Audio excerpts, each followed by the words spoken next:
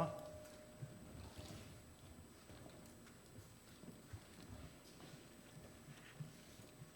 마귀를 대적하라. 어떻게 하는 것이 마귀를 대적하는 것일까? 야고보서 본문에 나오는 그 말씀을 중심으로 한번 좀 살펴보고자 합니다. 마귀랑 싸워보셨어요?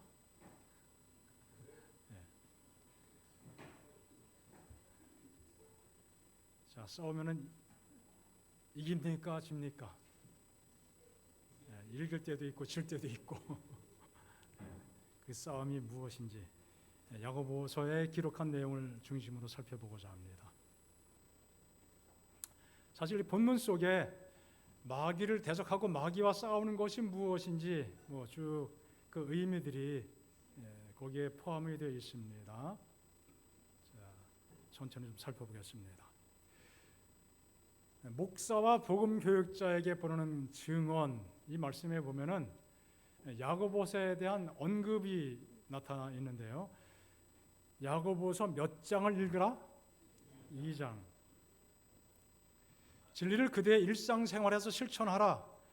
그러면 주님께서 그대에게 행하도록 주신 일을 알게 될 것이다. 또한 몇 장을 읽으라? 4장. 특히 5절부터 12절. 5장을 읽으라. 특히 13절로 20절. 이 말씀을 잘 읽어보라고 권면을 하고 있습니다. 자, 이 장들은 제7일 안식일 예수재림 교회의 교인이라고 주장하는 많은 수효의 사람들에게 무효한 글과 같다. 별로 중요하게 여기지 않고 있다는 것이 중요하지만 그냥 넘긴다는 것입니다. 나는 그대에게 특히 이 성경 말씀, 야고보서 2장, 4장, 5장 이 말씀들과 마태복음 7장을 지적하라는, 가르쳐주라는, 지시하라는 지시를 받았다고 그랬어요. 강력한 마음의 확신이죠. 그대는 말씀 한마디 한마디를 무엇이 걸려있는 것처럼 생명이 걸려있는 것처럼 연구해라. 깊이 생각하고 마음속에 새겨라. 야고보서 말씀을 나눈 그 첫 시간에 야고보서는 어디에 나타난 기별이 반복되는 것이라고 말씀드렸죠? 산상수훈. 산상수훈에 나타난 그 귀한 정신들이 야고보서 곳곳에 심어져 있다는 말씀을 드렸습니다. 실제로 말씀을 대조해서 산상수훈의 마태복음 5장부터 7장까지 내용과 야고보서에 나온 그 수많은 기별들이 어떻게 실제로 나타나는지를 함께 좀 살펴보았었습니다. 그래서 야고보서의 내용은 율법을 높이는 기별이고 산상수훈의 정신을 우리의 실제 삶에서 실천하라고 하는 기별인 것을 살펴보게 되었습니다. 이 야고보서의 말씀과 마태복음 7장에 무슨 말씀이 나오죠? 무슨 말씀으로 시작이 되나요? 비판을 받지 않으려면 비판하지 말라. 그리고 황금률 나오죠. 그리고 마지막 부분 가면은 어떤 말씀이 나옵니까? 지혜로운 자, 어리석은 자. 어리석은 자는 집을 어디에 져요? 모래 위에, 기초 없이 그냥 쉽게 얼렁뚱땅. 하지만 지혜로운 자는 집을 어디에 진다고요? 반석 위에, 아주 든든한 기초 위에. 예수님의 말씀, 율법의 말씀을 잘 듣고 순종하는 사람은 지혜로운 사람 같아서 집을 어디에 지는 것과 같다? 반석 위에. 아무리 바람이 불고 비가 나고 창수가 나고 홍수가 나고 그래도 끝도 없이 집이 존재하는데, 모래 위에 집을 지은 사람, 말씀을 순종하지 않고 적당히 살아간 사람은 비가 나고 홍수가 나면은 집이 무너지는 것처럼 그의 삶의 마지막이 여지없이 무너지게 될 것이라고 말씀했죠. 그래서 이 말씀을 잘 듣고 실천해라. 그렇게 강조하고 있는 것이죠. 교회 증언 4권의 말씀 있습니다. 야고보 4장 말씀이죠. 8절부터 10절의 말씀입니다. 자, 그러면서 그 다음에 이렇게 말씀합니다. 나는 나에게 사명을 주신 예수님의 이름으로 이 말씀을 그대들에게 추천하는 바이다. 그것들을 어떻게 하지 말라? 배척하지 말라. 야고보 4장의 말씀을 예수님의 이름으로 그 말씀을 주신 이 말씀을 예수님의 이름으로 그대들에게 추천한다.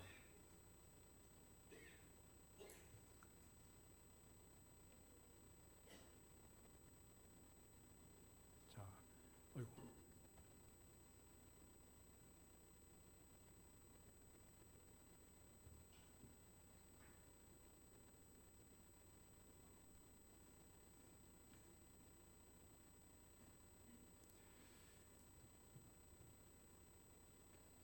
자, 또 다른 성경 말씀 중에 베드로전서에 보면은 마귀가 우리에게 다가와서 마치 두루 다니면서 삼킬 자를 찾는다. 자, 그래서 구절에 보니까 그를 어떻게 하라고 그랬어요? 대적하라. 마귀를 대적하라.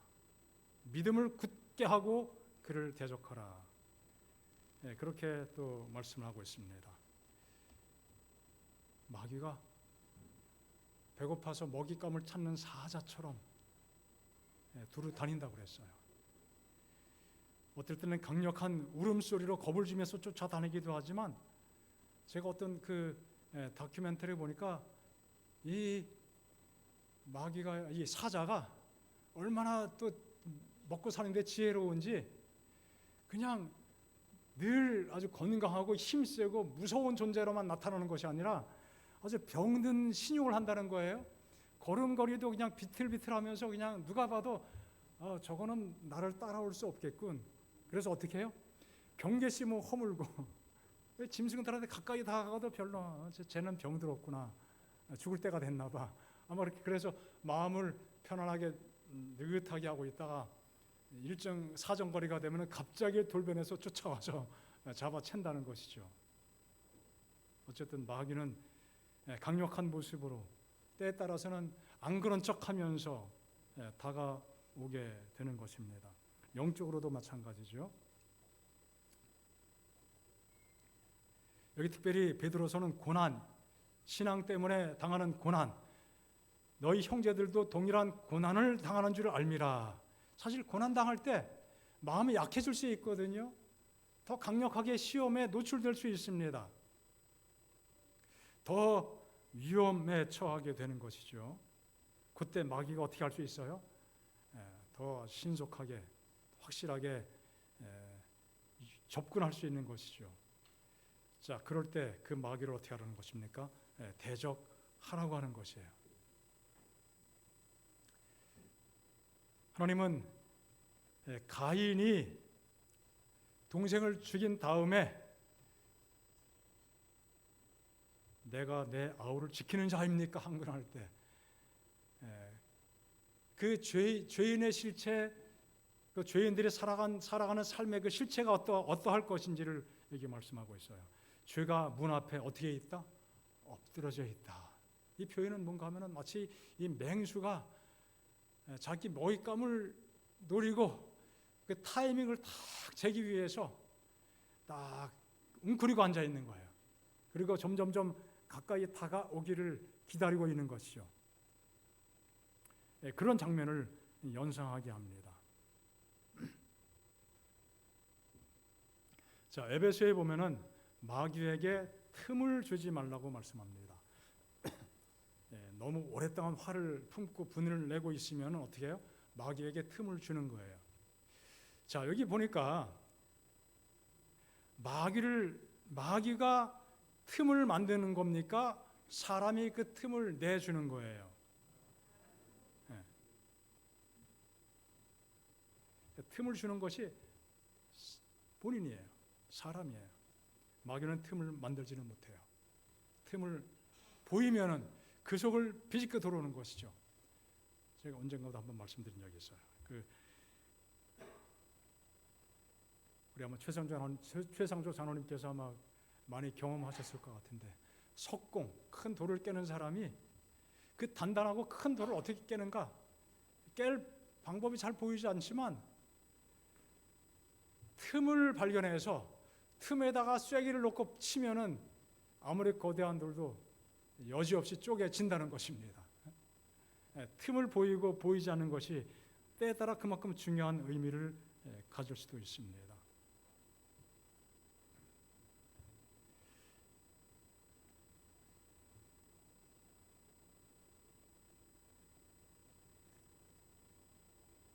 자, 마귀를 대적하는 그 기별이 대적해야 된다는 말씀들이 주어져 있는데, 오늘 야고보서를 통해서 그 의미가 무엇인지 좀 살펴보고자 합니다. 그래서 야고보서 성경에 나타난 흐름, 그 말씀을 좀 이해하는 것이 필요합니다. 너희 중에 싸움이 어디로부터, 또 다툼이 어디로부터 나느냐? 너희 지체 중에서 싸우는 정욕으로부터 나는 것이 아니겠느냐? 싸움, 다툼, 논쟁, 전쟁, 그런 의미들로 쓰여지는 단어입니다. 다툼. 자, 이런 것들이 이 야고보가 교회 상황을 볼 때 교회 안에 어떤 교회에 어떤 규모의 어떤 성격의 논쟁이 있고 싸움이 있었는지 설명되진 않았지만은 개인적으로 혹은 교회적으로 교회 내 그런 일들이 있었기 때문에 이렇게 기별을 주신 것이죠. 그 이유가 무엇인지 이렇게 질문을 해 봅니다. 그 질문은 우리의 싸우는 정욕, 우리 속에 그런 정욕이 있다는 것이죠. 무엇을 암시하는 것입니까? 이 말씀을 쭉 전달하다가 마귀를 대적하라. 그 본성 속에서 발동되는 싸우고자 하는 그 죄된 마음, 그대로 싸움을 벌이게 되면 그게 마귀에게 이긴 거예요, 진 거예요? 이겼다는 겁니까? 졌다는 겁니까? 졌다는 거죠.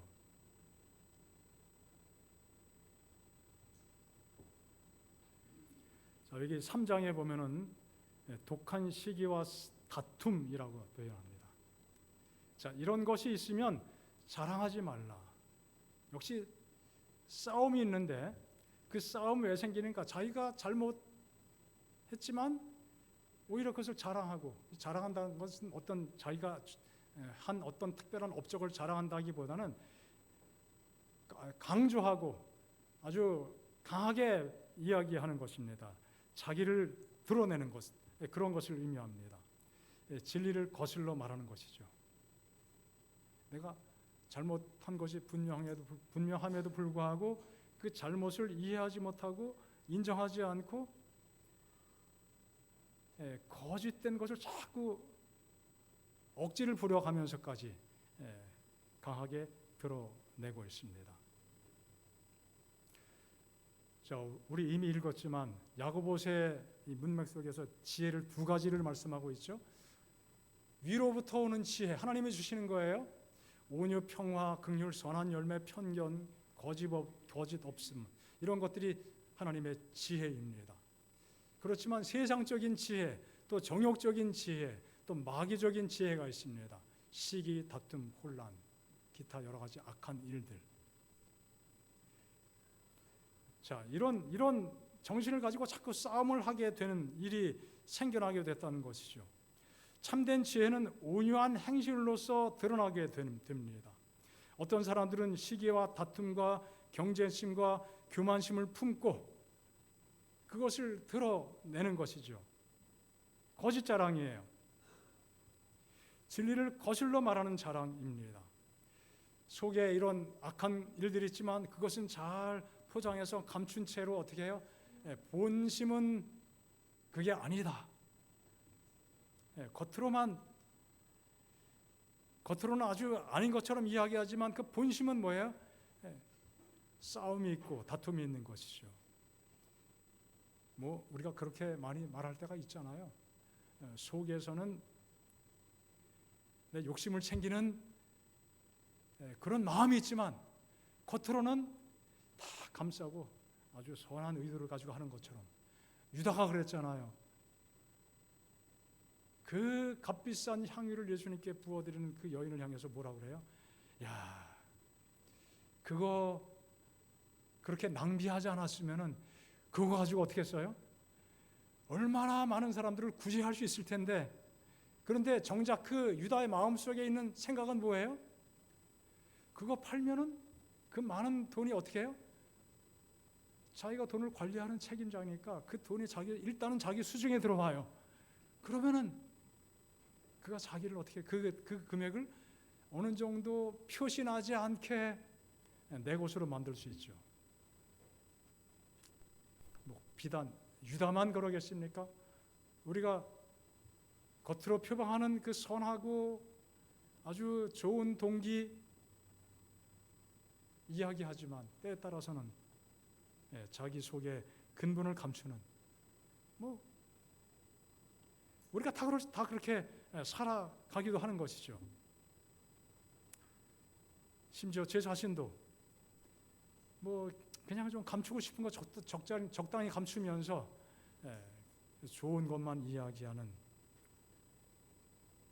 그런 일을 하게도 되는 것이죠.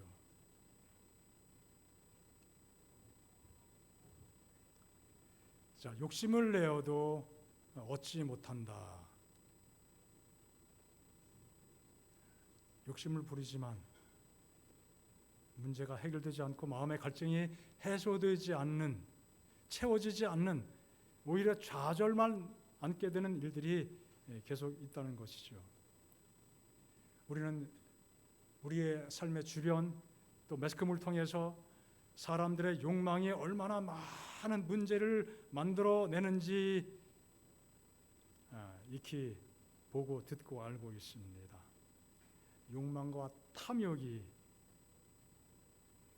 얼마나 사람들을 병들게 만드는지 알고 있습니다. 사람들이 만들어내는 수많은 위기, 기후 위기, 크게 놓고 보면 다 무엇 때문이에요? 인간의 탐욕 때문이잖아요. 우리가 다 뭐 이야기하면서도 벗어나지 못합니다. 왜? 그 탐욕에서 벗어나지지가 않는 것이죠. 욕심을 내 얻지 못하며 또 살인하며 시기하여도 능히 취하지 못하고, 그래서 구하여도 받지 못하는 것은 어떻게 해요? 정욕으로 쓰려고 잘못 구하기 때문이다. 자, 그의 뜻대로 구할 때 하나님이 들으시는데 그렇지 못할 때가 참 많다는 사실을 야고보서가 말씀하고 있습니다. 여기 또 간음한 여인들, 너희가 세상과 벗된 것이 하나님과 원수되는 것을 알지 못하느냐. 간음은 실제적인 간음이기도 하지만 또 간음은 또 영적인 간음, 하나님을 떠나가는, 하나님을 배반하는 그러한 것들에 대한 상징이기도 하잖아요. 하나님과 원수가 되는 것이다.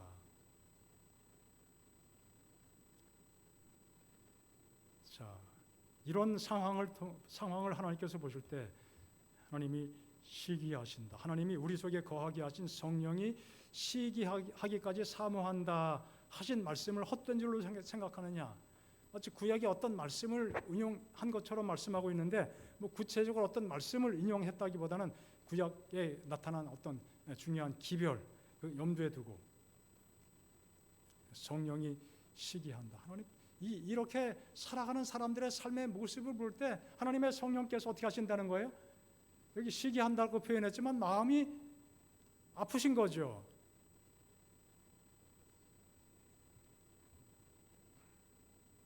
하나님은 십계명에 보면은 어떻게 하시는 하나님?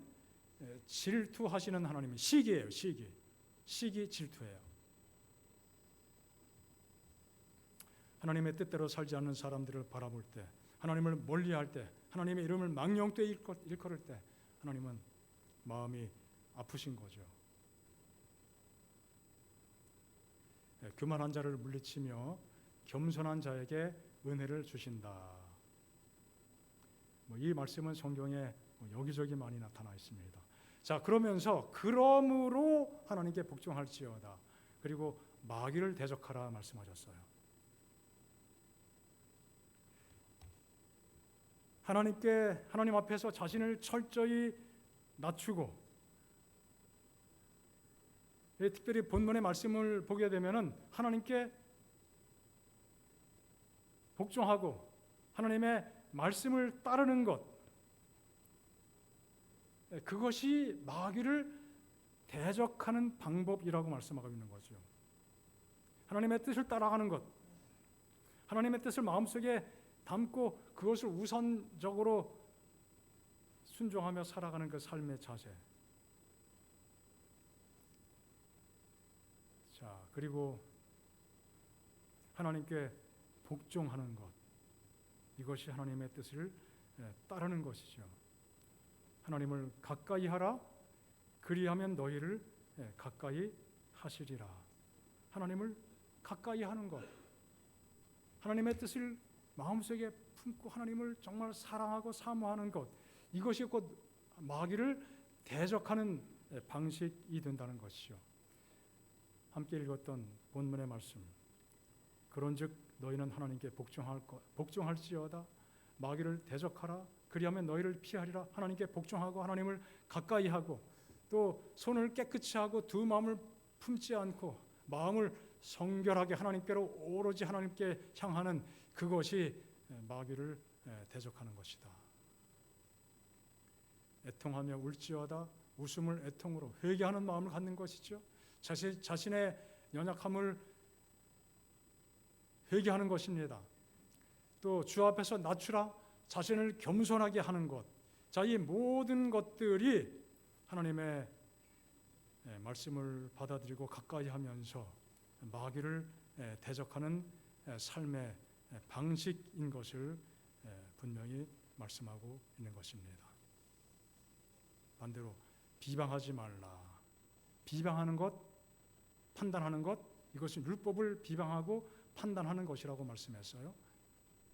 자, 이런 것들은 마귀를 대적하는 것이 아니라 뭐예요? 마귀에게 틈을 내주고 마귀에게 패배하는 일이 되는 것이죠.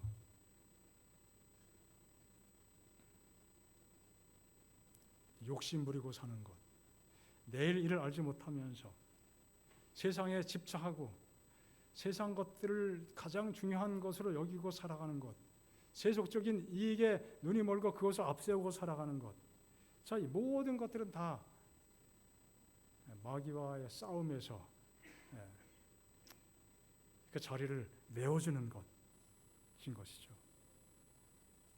그리고 5장에 보면 탐욕으로 살아가는 사람들의 실제 삶의 실상이 무엇인지를 보여주고 있습니다. 불의한 방법으로 재물을 모으고 정당하게 지불해야 될 삭시를 지불하지 않고, 어떤 오너들이 말이죠. 일꾼들에게 정당한 삭시를 지불하지 않습니다. 그래서 노사 문제가 끊임없이 충돌되죠. 달라는 사람은 더 많이 달라고 이야기하고 더 많이 가져가기를 원하고, 또 주는 사람은 가급적 덜 주기를 원하고 늘 싸우고 살아갑니다. 사치하고 방종하고 의인을 억압하고 억울하게 하고, 현대 21세기 현대는 그래도 이 사회 속에서 인권이 어느 정도 보장되고 그 개념이 상당히 발전됐습니다. 옛날 시대 그런 게 전혀 없는 시대에는 얼마나 억압이 또 비일비재했겠습니까? 그런 것들에 대해서 야고보가 기별을 주고 있습니다. 그렇게 하지 말라.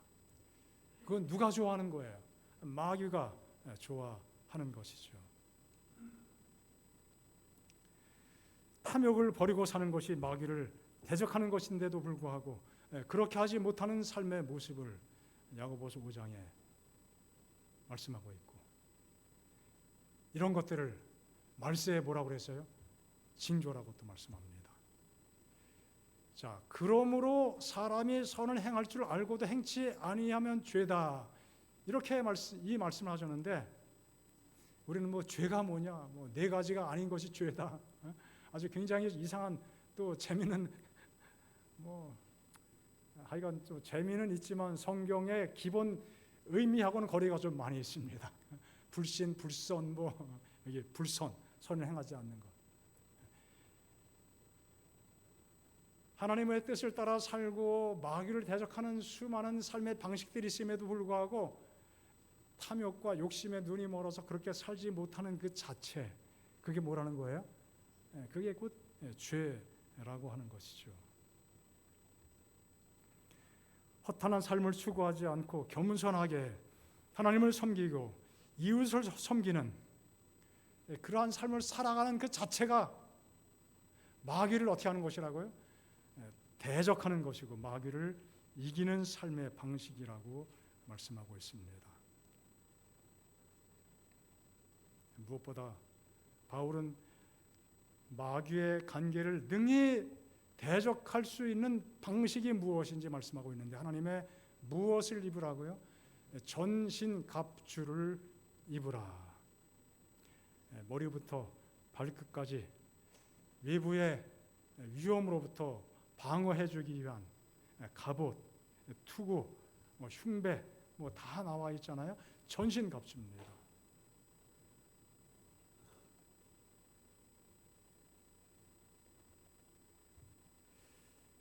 진실한 생애, 충실한 삶, 그리스도의 의를 힘입고 살아가는 그 삶의 모든 길, 또 모든 사람과 더불어 평안한 관계를 맺는 것, 바로 이것이 전신갑주를 입는 것이죠. 하나님과 가까이 하는 것입니다. 그런 삶을 위해서 우리에게 주신 또 귀한 권면의 말씀이 있습니다. 사람의 마음은 하나님의 은혜로 어떻게 되어야 된다? 새로워져야 한다. 하나님의 은혜로 새로워지는 것이죠. 그렇지 않으면 생의 순결을 찾으려는 노력이 헛될 것이다.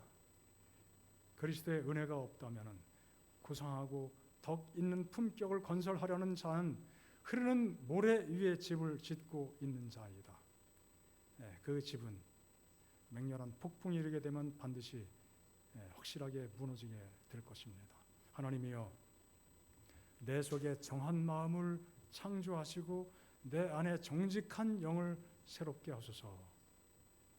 이 다윗의 기도가 우리 모든 영혼의 탄원, 우리 모두의 기도가 되어야 할 것이다.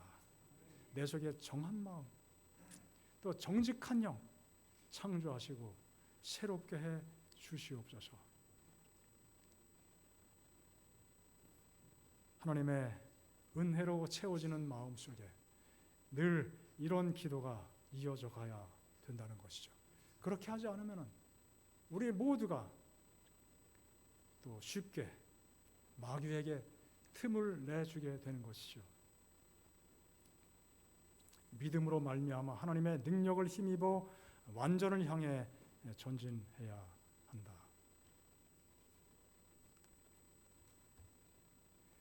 그리스도께서 고난당하시고 시험 받으셨다라는 말의 의미를 이해할 수 있으면 좋으련만 고난당하시고 시험 받으신 그 예수님의 삶에 과연 어떤 의미가 있는지 우리가 더 깊이 알게 되면 좋겠다는 것이죠. 그분이 당하신 고난, 그분이 당하신 시험, 우리가 당하는 고난, 우리가 당하는 시련과 비교할 때 어떤 것이 더 중요한 것일까? 그분은 죄의 오염은 없으셨지만 그분의 거룩한 본성에 예민한 감각, 여러분 우리 피부에도 좀 발뒤꿈치 같은 데 좀 둔하죠. 그러나 아주 예민한 감각이 살아있는 그런 부분들이 있잖아요. 그분의 본성, 예수님의 그 본성은 우리가 죄를 바라볼 때, 죄를 경험할 때, 죄를 옆에 있는 죄를 이렇게 관찰하게 될 때 느끼는 경험하고는 차원이 다른 것이죠. 예민한 감각으로 인해 악과 접촉하는 것이 그분께 말할 수 없이 고통스러운 것이 되었다.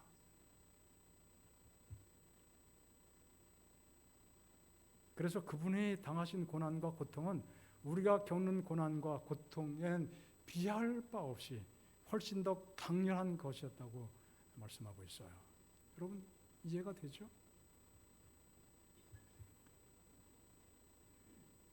우리는 웬만큼 잘못해도 양심의 가책이 별로 느껴지지 않습니다. 뭐 그럴 수 있지 뭐. 순간순간 이게 잘못이구나. 뭐 그 정도는 우리가 인정하고 넘어갈 수 있지만 이게 정말 대단히 심각한 문제구나. 그렇지 않고 넘어갈 때가 자주 있어요. 저도 마찬가지입니다. 제가 그렇다는 얘기예요.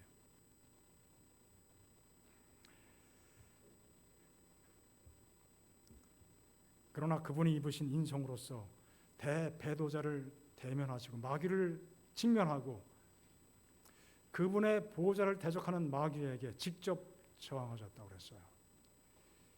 그리스도께서는 한 올의 생각도 시험의 힘에 굴복하도록 내버려 두지 않으셨다. 그래서 우리에게 희망이 있는 것이죠. 온전한 제물로 하나님께 바쳐지게 되었습니다. 사탄은 인간의 마음에 유혹의 발판을 얻을 수 있는 틈을 알고 있었다.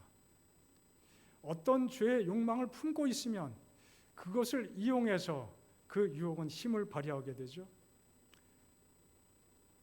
하지만 그리스도께서는 이 세상 임금이 오겠습니다. 그러나 저는 내게 관계할 것이 없다라고 밝히 말씀하셨습니다. 죄와 상관없이, 마귀와 상관없이, 유혹과 상관없이 예수님께서는 온전한 생애를 사셨습니다. 그것이 우리에게 희망이고 복음입니다. 오늘 우리의 마음속에는 야고보서가 지적한 수많은 인간적인 그 죄된 본성에 기인된 욕심과 교만과 이기심과 그 모든 것들을 벗어버릴 수 있는 하나님의 은혜의 강력한 능력, 예수님께서 간직하셨던 그 하나님을 중심으로 살아갔던, 말씀을 의지하고 살아갔던 그 삶의 경험, 그것이 우리의 삶에, 또 우리 마음속에 놀라운 능력이 되기를 간절히 소망합니다. 그래서 말씀으로 또 믿음으로 세상을 이기는, 또 마귀를 이기는 하나님의 귀한 자녀가 되기를 간절히 바랍니다. 에스겔 9장에 보면은 인치는 천사의 그 사역이 기록이 되어 있잖아요. 어떤 사람들을 향하여 그 이마에 인을 치라고 말씀하셨습니까? 예루살렘에서 벌어지고 있는, 행해지고 있는 가증한 일들로 인하여 탄식하며 우는 자들의 이마에 무엇을 치라고요? 인을 치라고 말씀해요. 기본적으로 예수님께서 그렇게 하셨던 것처럼, 경험하셨던 것처럼 세상에서 벌어지는 죄에 대해서, 또 내가 내 삶 속에서 경험하는 그 죄악에 대해서 좀 더 민감하게 반응할 수 있는 하나님의 은혜가 필요한 것입니다. 그 죄로 더불어 씨름하고 탄식하면서 살아갈 때 영적 상태를 좀 더 민감하게 느끼고 우리의 삶이 말씀으로 변화되어 가기를 더 간절히 열망하고 살아갈 때 그런 사람들이 받게 되는 특권이 뭐예요?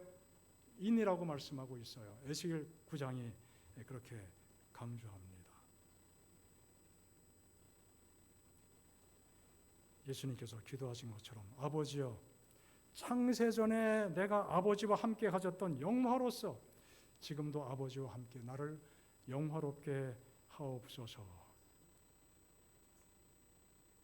온전한 죄 없는 그 세상에서 아버지와 함께 가지셨던 그 영화, 그 영화가 이 세상 속에서도 온전히 주님을 영화롭게 해 주시기를 기도하셨습니다.